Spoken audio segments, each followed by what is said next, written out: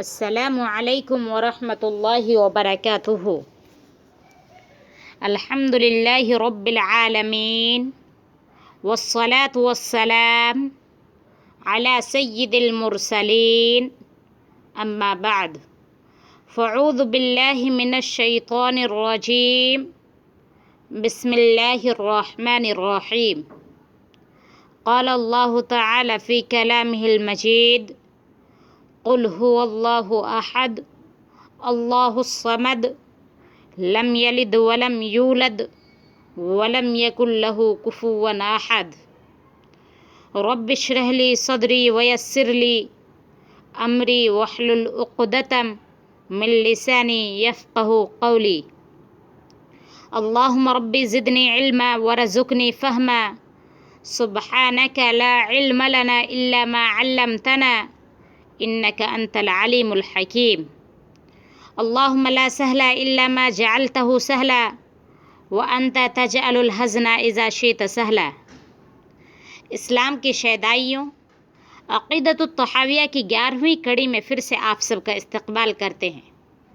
اہلاً و سہلاً مرحبا بکم۔ امید کرتے ہیں کہ آپ سبھی خیر و عافیت سے ہوں گے انشاءاللہ۔ اللہ رب العالمین آپ سب کو خوش رکھے، آباد رکھے۔ درس شروع کرتے ہیں۔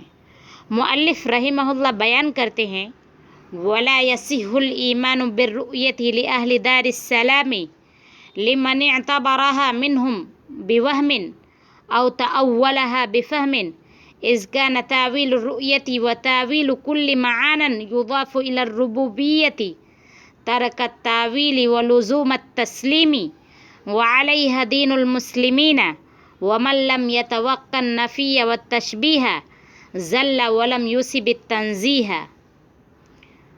آئیے اس عبارت کا ترجمہ جانتے ہیں۔ جنت والوں کو جنت میں اللہ رب العالمین کی رؤیت حاصل ہوگی، یعنی اہل جنت قیامت کے دن اللہ رب العالمین کا مشاہدہ کریں گے۔ جنتی قیامت کے دن اللہ رب العالمین کا دیدار کریں گے، لیکن رؤیت کی تعویل وہم یا فہم کے ساتھ کرنا ایمان کے صحیح ہونے کی علامت نہیں ہے۔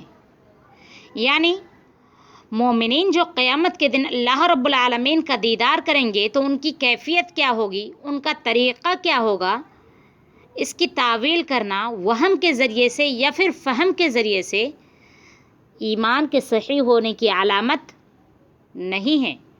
رؤیت یا دیگر معانی جن کی اضافت ربوبیت کی طرف ہے، ان کی تعویل نہ کرنا، بلا چوں چرا تسلیم کرنا دین اسلام کا تقاضا ہے، اور جو شخص ان معانی میں نفی و تشبیہ سے نہ بچا وہ سیدھے راستے سے پھسل گیا۔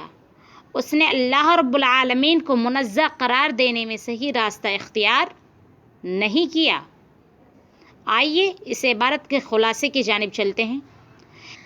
امام طحاوی رحمہ اللہ اس عبارت مذکورہ میں معتزلہ اور ان کے ہم خیال فرقوں کی تردید کرتے ہیں، جو رؤیت کی نفی کرتا ہے، یعنی جو یہ سمجھتے ہیں کہ اللہ رب العالمین کی دیدار نہیں ہوگی، اسے ماننے کے لیے تیار نہیں ہیں اور اللہ کو مخلوق کے ساتھ تشبیہ دیتے ہیں۔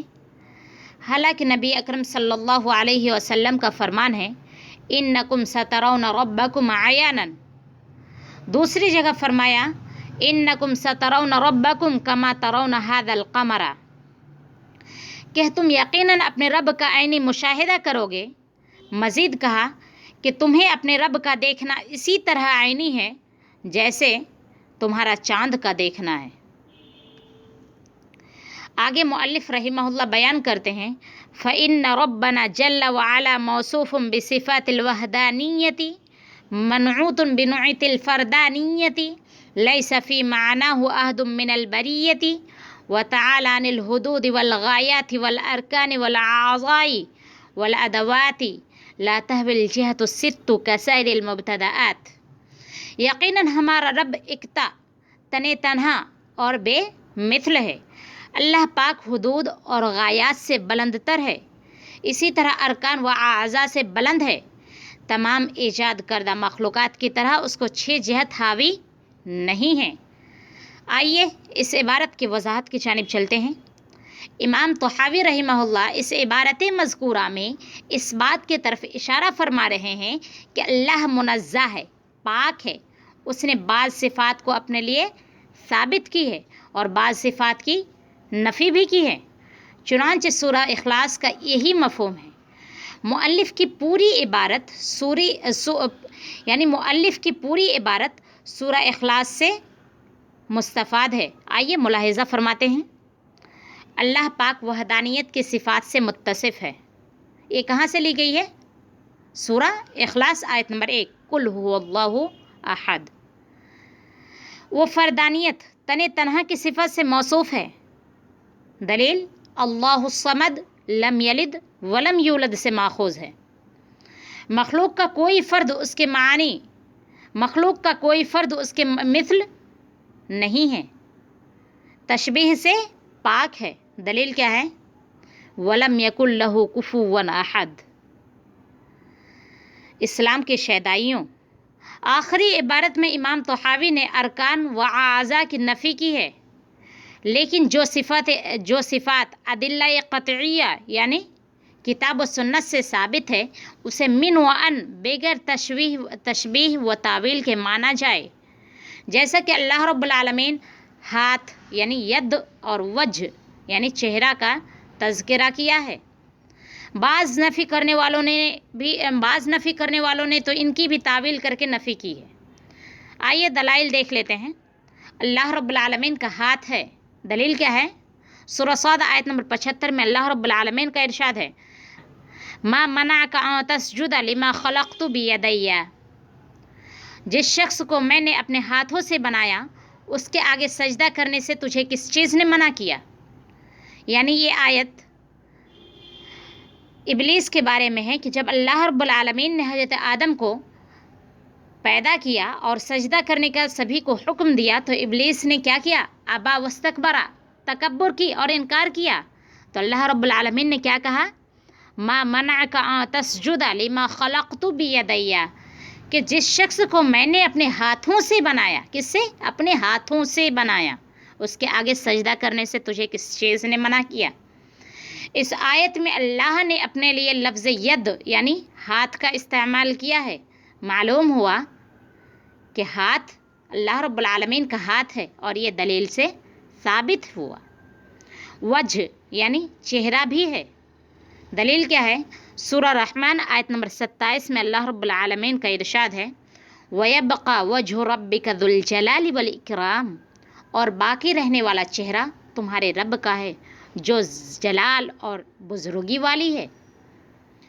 اس آیت میں غور کیجئے، اللہ نے اپنے لیے وجہ یعنی چہرے کو ثابت کیا ہے، لہٰذا ہم اسے بغیر تعویل کیے ایسے ہی مانیں گے۔ یہی وجہ ہے کہ جب امام مالک رحمہ اللہ سے اللہ رب العالمین کے عرش پہ مستوی ہونے کے بارے میں پوچھا گیا تو آپ نے کیا جواب دیا معلوم ہے؟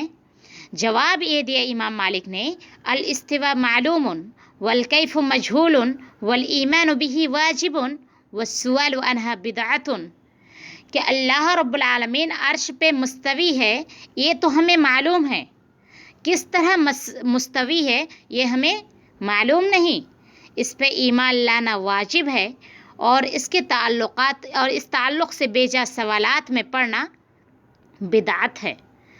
گویا کہ جن صفات کو اللہ نے اپنے لیے ثابت کیا ہے اسے اسی طرح بغیر تمثیل، بغیر تحریف، بغیر تعطیل کے ہم ایمان لائیں گے۔ خلاصہ کلام یہ ہے کہ قیامت کے دن جنتی اللہ رب العالمین کا دیدار کریں گے، ساتھ ہی ساتھ اللہ پاک ہے ہر طرح کی تشبیہ سے، ہر طرح کی تمثیل سے، ہر طرح کی تعطیل سے، تحریف سے، اور ہم مسلمانوں پہ واجب ہے کہ ہم بغیر تعطیل، بغیر تمثیل، بغیر تحریف کے ان تمام چیزوں پہ ایمان رکھیں۔ یہی چند باتیں تھی آج کے درس کے تعلق سے۔